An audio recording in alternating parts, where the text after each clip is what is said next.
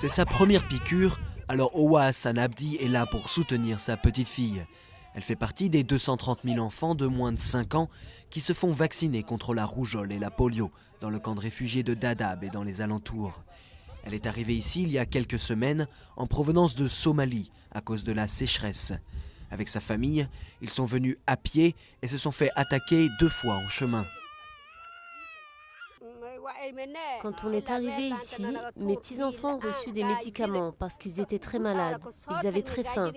Ils ont eu des médicaments et nous avons eu de la nourriture. Ces dernières semaines, il y a eu de nombreux cas de rougeole dans le camp de Dadaab. Maladie très contagieuse qui peut être mortelle ici. Elle est dangereuse pour les adultes qui n'ont pas été vaccinés, mais ce sont surtout les enfants qui sont les plus vulnérables. Ces enfants viennent de régions où on n'a pas pu mener de campagne de vaccination depuis un certain temps. Et à cause de la malnutrition, des longues distances qu'ils parcourent pour venir ici, de la déshydratation, de la faim, il faut vraiment les vacciner rapidement pour empêcher l'apparition d'une épidémie dans le camp et dans les communautés environnantes.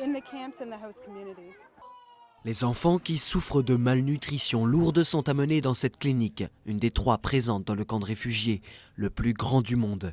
Adan, 3 ans, pesait moins de 5 kilos quand il est arrivé, tout juste un tiers du poids normal pour son âge. Il a pris 1 kilo cette semaine et les médecins pensent qu'il va s'en sortir, mais la plus grande difficulté est de garder les enfants comme lui en bonne santé après leur sortie de l'hôpital. On donne des informations sanitaires aux mamans, on les éduque pour améliorer leurs conditions d'hygiène et je peux les conseiller pour qu'elles améliorent leur état de santé. Une aide qui représente une véritable chance de survie pour tous les enfants et leurs familles hébergés dans le camp. Mais pour tous les autres, restés en Somalie, la situation est critique. Les ONG préviennent que si l'aide internationale n'arrive pas plus dans le pays, beaucoup d'enfants ne survivront pas à cette sécheresse.